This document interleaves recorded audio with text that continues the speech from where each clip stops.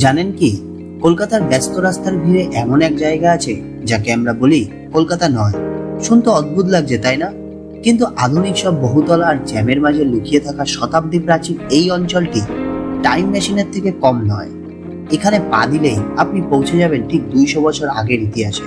কেন এই অঞ্চলকে কলকাতার এক অন্য জগৎ বলা হয় জানেন? চলুন আজকের ভিডিওতে এক পুরনো গল্পের পাতা উল্টানো যাক। তো হ্যালো বন্ধুরা, দিশাইন অভিযানের নতুন একটি ভিডিওতে আপনাদের সবাইকে স্বাগত জানাই। আশা করি আপনারা সবাই ভালো আছেন, সুস্থ আছেন। এই মুহূর্তে আমি দাঁড়িয়ে আছি এমন এক জায়গায় যা কলকাতার ভেতর কলকাতা নয়। ভাবছেন কোথায় এসে পড়লাম? তাহলে চলুন দেরি না করে আজকের অভিযানে ডুব দেওয়া যাক। আমাদের আজকের সফরটা কোনো সাধারণ ট্রাভেল ব্লগ নয়। আজ আমরা এক শিকড়ের খোঁজে বেরিয়েছি। আমরা এমন একজনের পায়ের ধুলো পড়া মাটিতে পা রাখছি যার হাত ধরে আধুনিক ভারতের পথ চলা শুরু হয়েছিল। কিন্তু সেই বাড়িটি আজও কেন শহরের মাঝে এক নীরব সাক্ষীর মতো দাঁড়িয়ে আছে? আর কেনই বা শিয়ালদার এত কাছে হয়েও অনেকেই এর হদিশ জানে না? সেই রহস্যটাই আজ আমরা একসাথে ভেদ করব।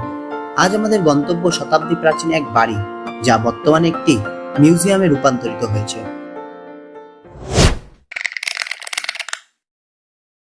আর আজকের এই ভিডিওতে আপনারা এই মিউজিয়ামের ইতিহাস ছাড়াও অনেক জরুরি কিছু তথ্য জানতে পারবেন। আজকের এই ভিডিওতে আপনারা জানতে পারবেন এই মিউজিয়ামের টিকিট মূল্য কত, এখানে পার্কিং এর কোনো ব্যবস্থা আছে কিনা, এবং গরমের দিনে শিয়ালদার কাছে একদিনে ভ্রমণের জন্য আদৌ কি এটি সঠিক অপশন। আর এই সকল তথ্য মিস করতে না চাইলে আজকের ভিডিওটির সাথে একদম শেষ পর্যন্ত জুড়ে থাকুন। আমাদের আজকের যাত্রা শুরু হয়েছিল শিয়ালদা স্টেশনের সেই চিরচেনা ভিড় থেকে। এখান থেকে বাসে করে খুব সহজেই পৌঁছে যাওয়া যায় আমাদের আজকের গন্তব্যের উদ্দেশ্যে।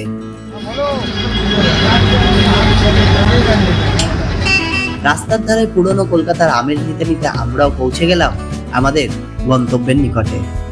সামনের এই মোড় থেকে ডান দিকে ঘুরলে আপনারা কিন্তু পৌঁছে যাবেন আমাদের আজকের গন্তব্যে। তো এই মুহূর্তে আমি দাঁড়িয়ে আছি 85A রাজা রামমোহন রায় সরণিতে। আর আমার পিছনে যে বিশাল বাড়িটি দেখছেন, এটি কিন্তু রাজা রামমোহন রায় মেমোরিয়াল মিউজিয়াম। সালটা তখন 1815। রাজা রামমোহন রায় তখন কলকাতায় পাকাপাকিভাবে থাকার কথা ভাবলেন, আর ঠিক তখনই তিনি এই বাড়িটি কিনেছিলেন। জর্জিয়ান স্থাপত্যের এই ভবনটি দেখলেই মনে হয় সময় এখানে স্থির হয়ে আছে। চলুন এবার ভেতরে ঢুকে আসল ইতিহাসটা দেখে নিই। এই বাড়িতেই কিন্তু রাজা রামমোহন রায় 1815 সালে তার আত্মীয় সভার সাপ্তাহিক বৈঠকগুলো করতেন। আর এই বাড়ি থেকেই কিন্তু প্রথম ব্রহ্ম সমাজের বীজ রোপণ করা হয়। সালটা তখন 1999। এই বাড়িটিকে মিউজিয়াম হিসাবে দর্শকদের জন্য খুলে দেওয়া হয়। এর ভেতরে পা রাখলেই মনে হবে আপনি সেই 1800 শতকের কোনো এক জমিদার বাড়িতে ঢুকে পড়েছেন।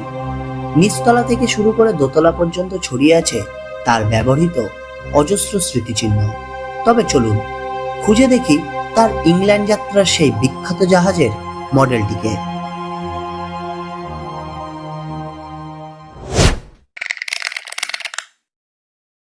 ওপরতলায় পা রাখলে কিন্তু আপনাদের চোখে পড়বে তার ব্যবহৃত কাঠের আসবাবপত্রগুলো। তবে সব থেকে চমকপ্রদ হলো আলবিয়ান জাহাজের মডেলটি। সালটা ছিল 1830। এই আলবিয়ান জাহাজে চেপে রাজা রামমোহন রায় পাড়ি দিয়েছিলেন ইংল্যান্ডের উদ্দেশ্যে। সেখানে যাওয়ার উদ্দেশ্য ছিল মোগল সম্রাটের হয়ে সওয়াল করা এবং সতীদাহ প্রথা রদ করার আইনটি সমর্থন করা। সেই যাত্রার স্মারক হিসেবে রাখা এই জাহাজটি আজও দর্শকদের অবাক করে তোলে।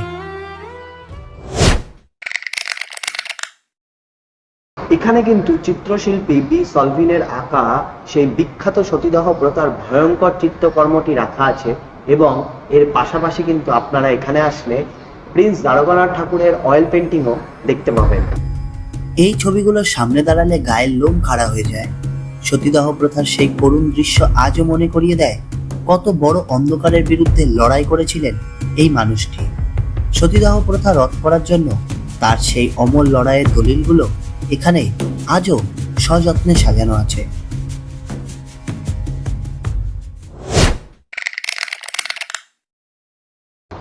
আর এখানে কিন্তু রাখা আছে রাজা রামমোহন রায়ের ব্যবহৃত আলখেল্লা, পাগড়ি এবং তার পাদুকা জোড়া। এগুলো দেখলেই কিন্তু তার দীর্ঘদেহী চেহারার একটা স্পষ্ট ধারণা পাওয়া যায়। বিশাল আকারের এই পোশাকগুলি প্রমাণ দেয় মানুষটি যেমন ব্যক্তিত্বে প্রকাণ্ড ছিলেন, তেমনি তার শারীরিক গঠনও ছিল অসাধারণ, যেন কোনো এক বীর যোদ্ধার সাজঘর।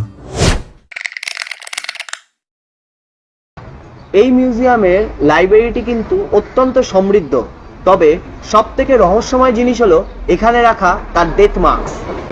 সালটা তখন 1833। ইংল্যান্ডের ব্রিস্টলে তার মৃত্যু হয়, আর সেখানেই স্টেপলটন গ্রেভে তার সমাধি রয়েছে। সেই সময়ের স্মারক হিসাবে রাখা তার মুখের অবয়বের প্রতিরূপ বা ডেথ মার্কস এই মিউজিয়ামের অন্যতম প্রধান আকর্ষণ। এছাড়াও এখানে তার ব্যবহৃত পোশাকের রেপ্লিকা ও ব্রিটিশ বন্ধুদের দেওয়া উপহারগুলো সযত্নে রাখা আছে। তো এই ছিল আজকের ভিডিও। আই হোপ আপনাদের ভালো লেগেছে। কেমন লেগেছে অবশ্যই কমেন্ট করে জানাবেন। ভালো লাগুক কিংবা খারাপ লাগুক নিজের মনে করে জানিয়ে দেবেন। আর ভিডিও যদি ভালো লেগে থাকে তাহলে অবশ্যই চ্যানেলটিকে সাবস্ক্রাইব করে দেবেন। দেখা হবে পরবর্তী কোনো গল্পে, পরবর্তী কোনো অভিযানে। ততক্ষণ পর্যন্ত ভালো থাকুন, সুস্থ থাকুন, আর হ্যাঁ, অবশ্যই পরবর্তী অভিযানের জন্য প্রস্তুত থাকুন। টাটা। বাড়িটি ঘুরে দেখতে দেখতে আপনারও মনে হবে আজ আমরা যে আধুনিক সমাজে বাস করছি তার ভিত্তিপ্রস্তর স্থাপিত হয়েছিল এই দেওয়ালগুলির ভেতরেই।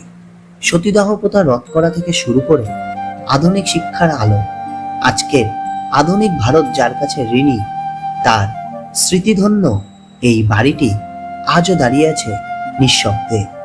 আমাদের শিকড়কে চেনার জন্য এই ঠিকানায় আপনাদের একবার হলেও আসতেই হবে।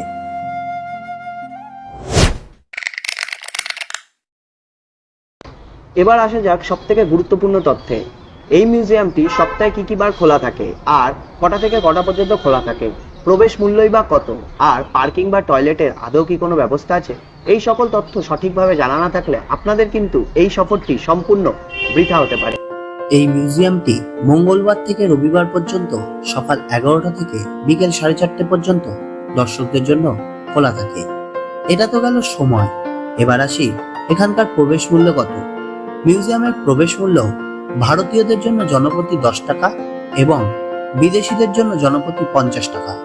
এছাড়া পার্কিং এরও ব্যবস্থা আছে, পাশাপাশি টয়লেটেরও ব্যবস্থা আপনারা এখানে পেয়ে যাবেন।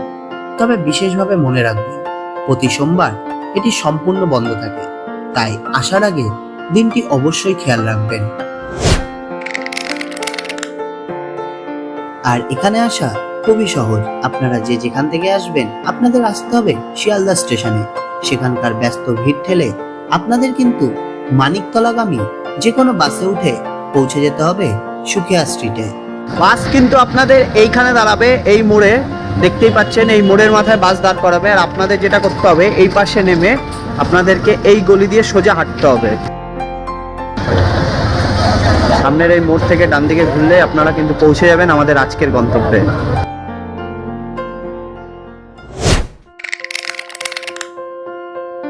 এবার আসি এই ট্রিপে আমার মোট কত টাকা খরচ হয়েছে। দুর্গানগর থেকে শিয়ালদা পর্যন্ত যাতায়াতে আমার ট্রেন ভাড়া লেগেছে 5 টাকা করে, মোট 10 টাকা। এরপর শিয়ালদা থেকে বাসে করে সুখিয়া স্ট্রিট পর্যন্ত যাতায়াতে খরচ হয়েছে 10 টাকা করে, মোট 20 টাকা।